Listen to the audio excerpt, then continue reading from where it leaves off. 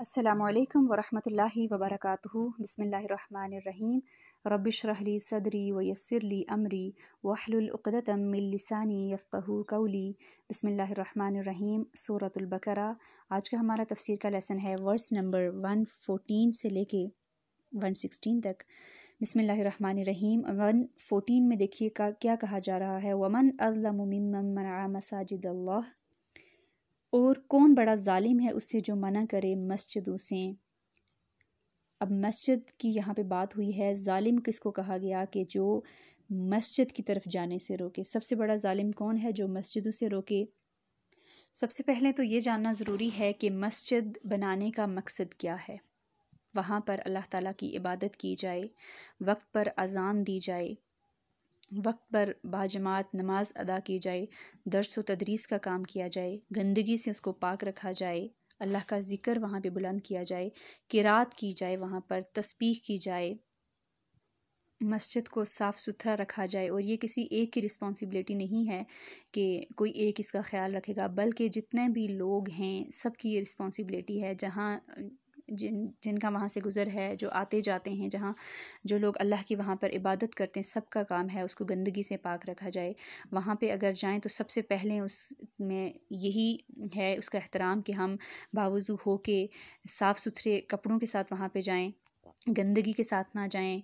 हम इंसान जाए तो उसे स्मेल ना आ रही हो। फॉर एग्ज़ाम्पल, इंसान किसी भी शादी किसी भी पार्टी में जाता है तो बड़ी तैयारी करके इंसान निकलता है, और वो अपने कपड़ों के, बल्कि नया सूट भी होगा, एक दफ़ा जो पहले पहना होगा तो नहीं दिल करता कि इसको दोबारा से पहना जाए।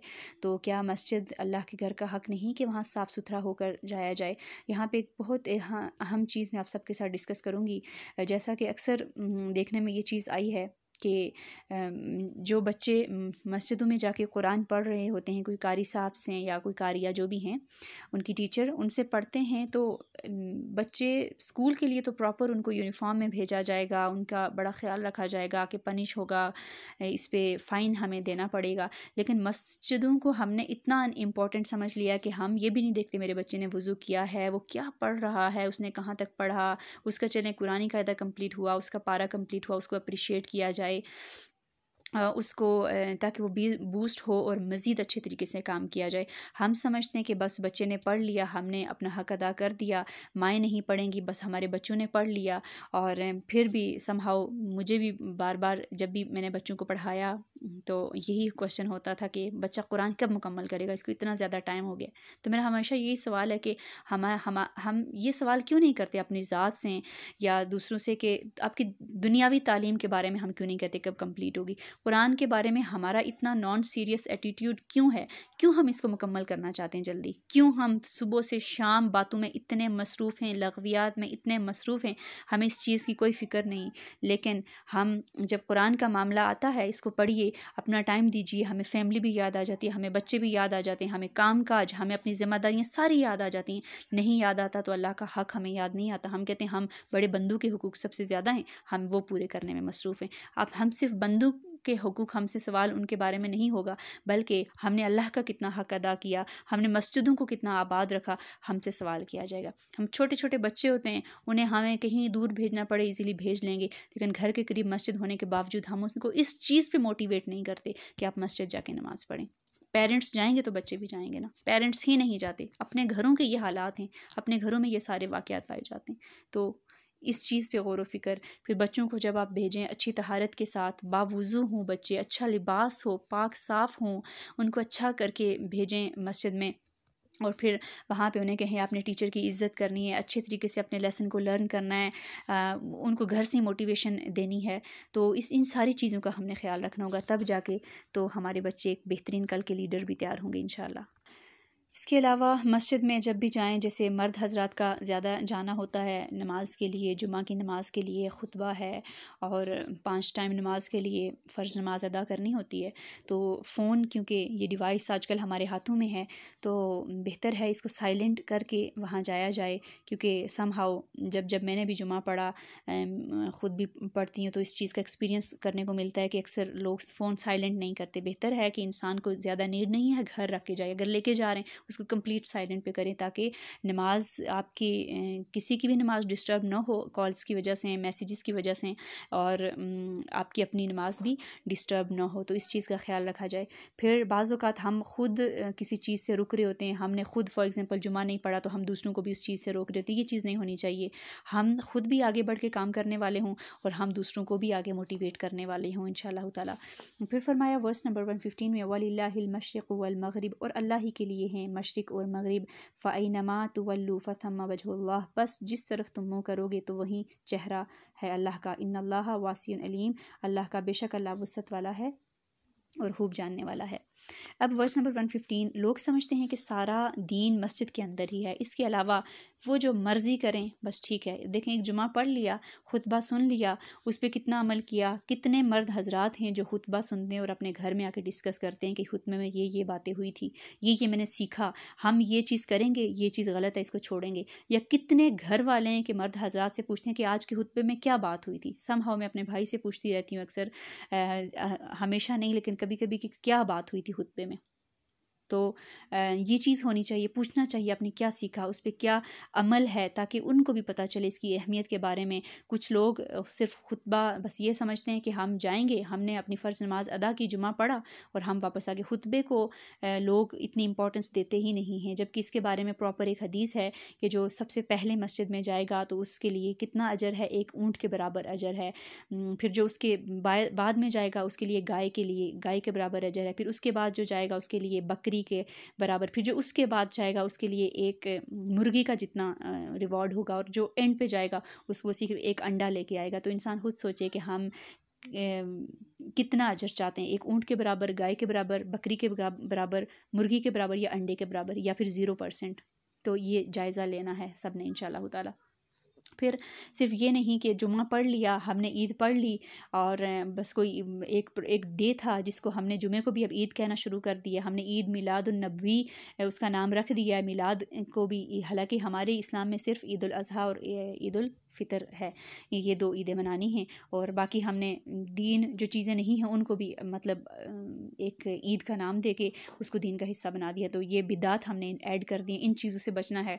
और सिर्फ दीन मस्जिद तक के लिए नहीं, बल्कि हमारा बात करना, हमारा ओढ़ना, हमारा बिछोना, हमारी बात, ईच एंड एवरीथिंग हमारा अखलाक है, हमारा दीन है। हम कितना हम इस पे इम्प्लीमेंट करते हैं ये डेली बेसिस पे हम देख सकते हैं। सबका मालिक अल्लाह है। जिधर भी इंसान मुँह करेगा वो अल्लाह को पाएगा। अहम बात किबले का तयन ज़रूरी है। इंसान जब नमाज़ पढ़ता है, फॉर एग्ज़ाम्पल कहीं चला जाता है नई जगह पर, तो वहाँ किबले का नहीं पता चला, तो सबसे पहले क्या करें कि डायरेक्शन मालूम करने की हत्तल इम्कान इंसान कोशिश करे अपनी तरफ से। इर्द गिर्द देखे, जहाँ तक लोगों को पता है उनसे पूछें कि यहाँ आप मुझे बता दीजिए लोकेशन का, मैंने नमाज़ पढ़नी है। लेकिन अगर दूर दूर तक कोई नज़र नहीं आ रहा तो आजकल फ़ोन है, उसके ऊपर भी कुछ इस तरह की ऐप हैं कि डायरेक्शन पता की जा सकती है। फिर भी समहाउ सिग्नल का इश्यूज़ हो, कहीं जगहों पे इशू है, तो ऐसा किया जा सकता है कि फिर अल्लाह पे छोड़ के इंसान नमाज़ अदा कर ले, अपनी नमाज़ ज़ाया नहीं करनी है। अल्लाह का इल्म वसी है, वो तो इंसान के दिल का हाल जानता है ना कि इसको कितनी मोहब्बत है, ये नमाज़ पढ़ना चाहती हैं, ये नमाज़ पढ़ना चाहता है, वो तो दिल के हाल जानता है ना। तो हमने इंशाअल्लाह अपनी नमाज़ों में भी पाबंदी करनी है।